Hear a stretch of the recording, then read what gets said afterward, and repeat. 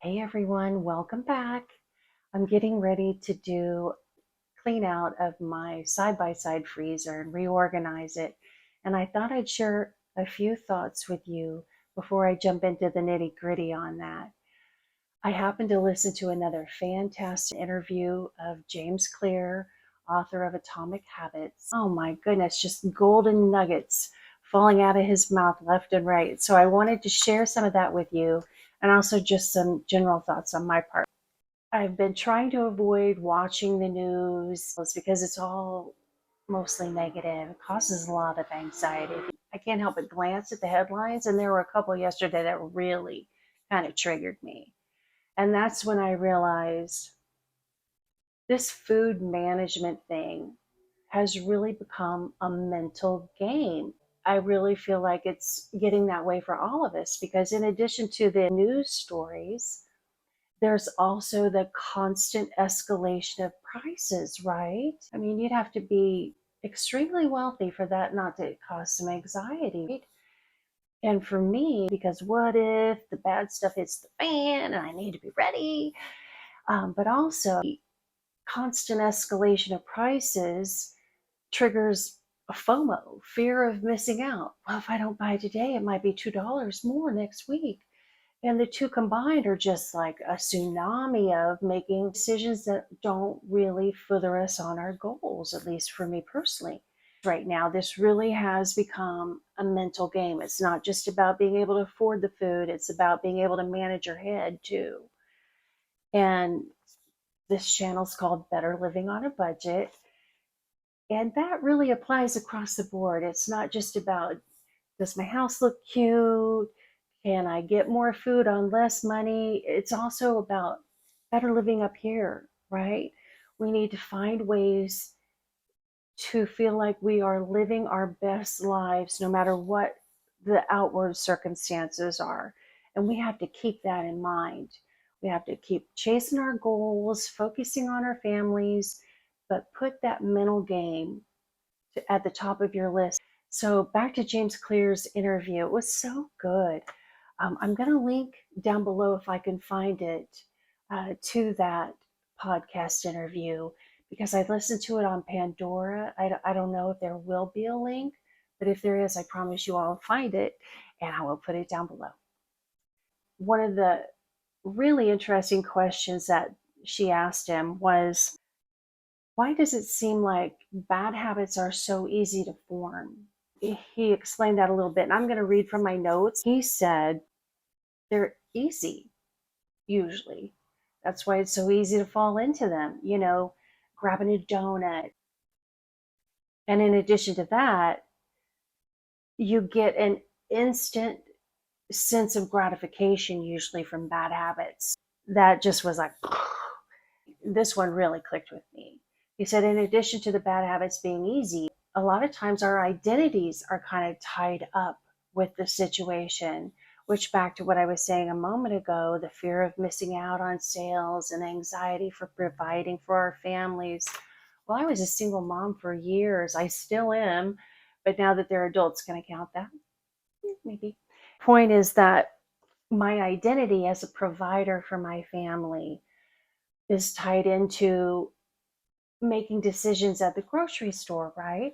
So here I am trying to do a no spenduary. My freezers are stuffed to the limit. You guys have all seen this.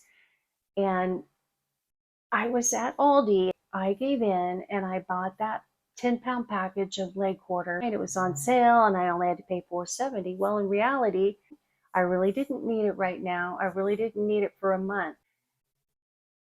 But again, even though they're cats, not kids, it's a provider thing. And that's where that went. And not to say it's bad for wanting to make sure we can provide, but we need to find balance. We need to talk ourselves down from the ledge sometimes, right? So that we can stick to our long term goals. Every behavior results in multiple outcomes across time. So when the interviewer asked him, how can we make good habits easier to follow? James gave this input. Focus on the things that make the most difference and try to make it as easy as possible to get going in that direction. And that's when another little light bulb moment went off, and I said to myself, with this side by side freezer, it's not enough to just go through it, reorganize it. I need to put systems in place that encourage me and make it easier to do the things I've told myself I'm going to do, which is eat from the bits and bytes bin, et cetera, et cetera. You get the idea. I need to put systems in place that make all of that easier. In addition to that one, he said, oh, they need to be as convenient as possible. And I happened to listen to another YouTuber a few days ago, and I am really sorry I don't remember the name of her channel. But I promise you, going forward, whenever I hear a gold nugget on another channel that I want to share here, try to remember the link in the description box. Another one of those, oh my gosh, that's so simple. Why didn't I ever think of that, right? It seems like the simplest things are the ones that are the slowest to dawn on me. Like, her point was she's going to write out her meal plan for the week. And then right then and there, she's going to pull all of the grocery items she needs to make those meals as the days go by. It's freezer items. She set aside a special spot for those items. Same thing in the refrigerator. Also a basket for all the pantry items so that she doesn't have to spend several minutes after work going and collecting all the items to get the dinner ready. I mean, really, truly, isn't that half the battle? You see a recipe and at the top it says prep time 30 minutes. Well, that never includes the time it takes to pull out all the ingredients. They're counting from when you have everything ready to go. So yeah, I'm going to start doing that. I'm going to write out my meal plan on Saturday. It's going to be like tonight is perfect night, right? Once I go through my inventory, I'll then make my meal plan and I will set out my items. Also make a plan for using up things in the freezer that aren't necessarily going to be in the weekly meal plan. For example, I have a lot of fruit in my freezer, and I'm going to try to make sure that I incorporate some of those items every week, probably in meal prepping on the weekend, like pie crust and etc. You get the idea. And this is a big one. Really try hard to only cook as much as we will eat in that given meal, unless I'm purposely meal prepping, like grilled chicken that I plan on putting salads throughout the week. But going forward, I'm not going to put bits and bites in my freezer. I have to stop that. That's why it got so overcrowded. And again, this goes back to what your personal goals and future plans on for your family. But if you watched prior videos, you know we are probably moving this summer, and I have got to clear through this food. I have to. No matter what bad news is out there, I need to just plan and function accordingly. How they say when you go through your clothes closet, that if you haven't worn it in a year, Goodwill it. Well, I know I have some like cauliflower rice that I got at least a year ago in there. That's going. I'm not going to talk about Dr. Prager burgers again, but you get the idea. Some of that stuff is going. It's going tonight. It really is. All right, you guys. So I will get on with yanking everything out of my freezer and lay all that out for a good look for you guys. And then I will make a battle plan and I'll be back. Okay, you guys. Here's the guts of my side by side, not including a package of Rhodes frozen dinner rolls because I don't want those thawing out. You know how that goes, but a bunch of cheeses that were in the side door, a bunch of veggies. Oh my gosh, 2 packages of those darn Dr. Prager burgers. So take it from 104 up to 112. It's crazy. So yeah, I've got to say, this is really just overwhelming. And I know that totally sounds like first world problems, and it is. I'm not denying that. This is almost more overwhelming to me than taking everything out of the deep freezer. And the reason for that is a lot of this is back to what I keep calling my bits and bytes. You see all these little Ziploc bags. Pitch it, keep it, reorganize it, and try to get everything back there in a way that makes more sense. I mean, the real shameful thing is I even forgot I had two of these big bins in there, literally. And that bin came with the freezer, so that doesn't count. That went on the bottom. But this bin from the bottom is, mostly full of meats, most of which I included in my deep freezer inventory, like the seafood, because I knew it was in there. So yeah, I've got to go through this and organize it, and I'll be back. I just started making a little bit of dent in this stuff. And here I am, the girl that thought she needed to buy more bacon. I have 3 full packages right there. And then partial packages, probably the equivalent of another 2 packages. So what I've got here is a meat bin. It's kind of bits and bites meets breakfast meats. And then I've gone through this veggie bin. I've tried to group like veggies together so I don't have some mixed veggies here and some mixed veggies there kind of thing. But I have this little bin full of veggies.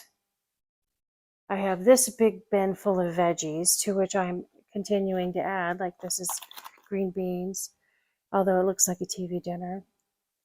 And then this bin is full of like partial veggies from my garden and whatnot, and I need to go through that. And I've collected a bunch of sauces, like, you buy orange chicken and there's sauce in it, and I prefer my own and whatnot. Why I kept so many of these is just, I don't like to be wasteful, right? So I need to go through all these sauces, throw most of those out, and just keep going. Right, so it's now 8:41. I've barely made any progress. Shortly into pulling everything out, by then it was 8 o'clock, and I was like, oh gosh, I haven't eaten all day. So that's going to be my not very healthy dinner. I'm going to sit down and eat that, and then I'm going to finish the shuffle. Okay, you guys, here's a look at my freezer. I know, shocking. You actually see some empty space in there, right? Wow. And I really didn't throw out all that much. And what I threw out, it's because it'd been in there over a year and we weren't going to eat it anyway, obviously. So the YAs will be shocked when they come home and open the freezer. Just to show you real quick what I've got over here. The bits and bites that I said I plan to pull out, this really doesn't include much in the way of meats that I have in there that I'll use this week and going forward, but there are some things in here, and what I'm planning to do with this tray, which is pretty big, is over the weekend I'm gonna make as much as I can from this. Like, here's a couple bags of bananas, so I'll make a couple loaves of banana bread, take one to work on Monday. This is leftover taco meat, and I'm gonna make some taco meat and cheese empanadas. And then these are cooked garbanzo beans. I'm going to make some more hummus. And then this is the leftover corned beef. I'm going to try to make some corned beef hash this weekend. This is already cooked bacon.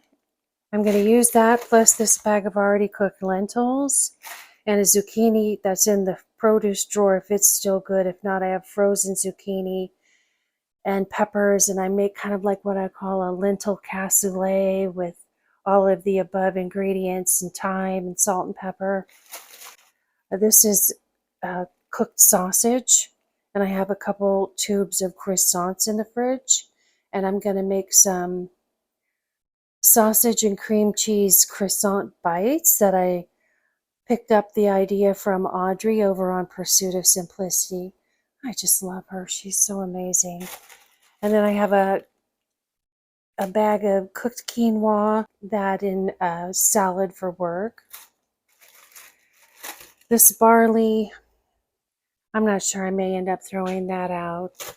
Then I have several bags of, toppings, like brown sugar, oatmeal, walnuts, and I'm going to use that to top the banana muffins I'm going to make.